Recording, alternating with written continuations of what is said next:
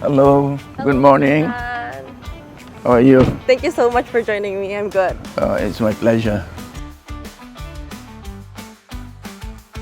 So, is this the building where it all started?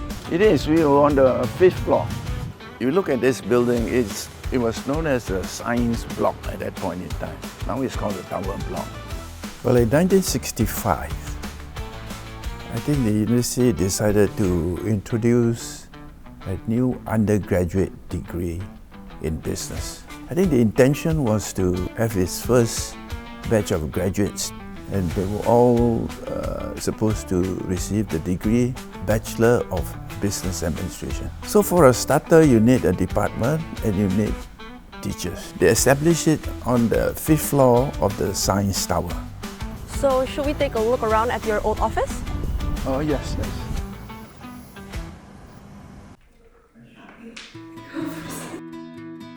Wow, this is quite different, huh? Right? Look, in the days in which I was here, there wasn't any partition of this sort, okay? The partition were actually on two sides of the room. Because we face the door, when they walk past here and look at our department, there's a big sign here, Department of Business Administration, and look at all the new furnishings that we have, they were a little bit impressed. I'm sure it looked very different back then. Yeah, the partition go here. There were two rooms here. Mine was at the end. There's a vacant room here. And then mine will overlook. If you open up the window, you'll overlook Bukit Timah Road and where the fields are at this point in time. And right here would be Zaka's room. He's being head of department, will have a bigger room, right? Two officers here, and that's about it. That's the Department of Business Administration. And in 1969, there was a merger between business department and accountancy department from the Polytechnic. As a result of the merger, there was not enough space for everybody. The university decided to move us to house number 10. And house number 10 is located just behind the fence here. It's a L-shaped one-story building, right? With about, I would say, maybe 10 to 15 rooms. When I look out of my office, I could see Raffles Hall. So that's a landmark here, right? It's been demolished now, and turned into part of the Botanical Garden, unfortunately.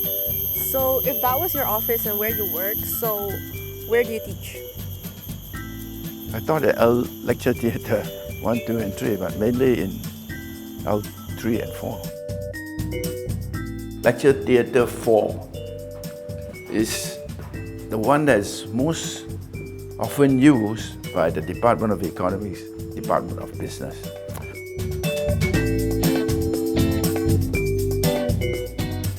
It was not like this. It's very simple. It's more like an enlarged classroom, if you can imagine that. There's a big blackboard at the far end. There's a long table in front of you.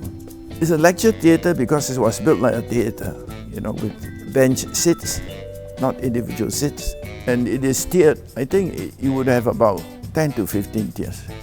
Students who are late normally come in from the back door because they don't want to be caught, right? Because it's a small campus, you meet them most of the time as you walk to the lectures, back to your canteen. There's a lot of interaction. So in that sense, it's quite warm.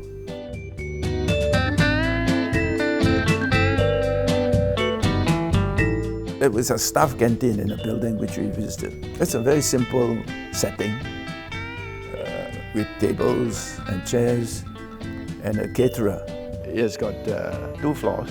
The ground floor is where the canteen is. The upper floor houses a billiard table, which staff uses it to relax. Okay,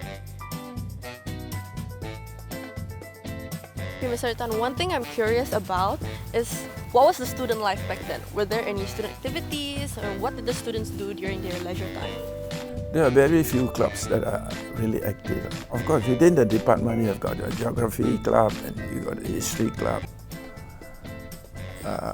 But the most active would be the socialist club. This is like a speaker's corner, right?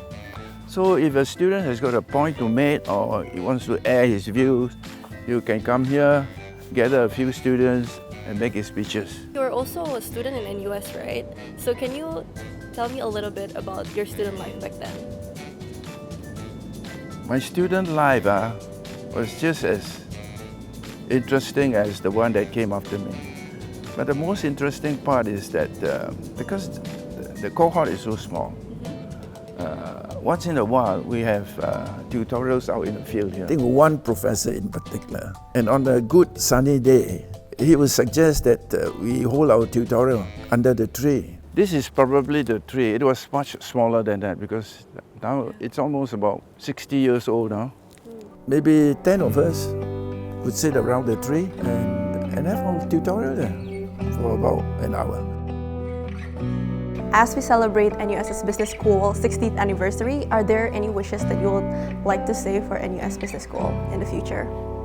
NUS Business School has always been number one in Asia itself.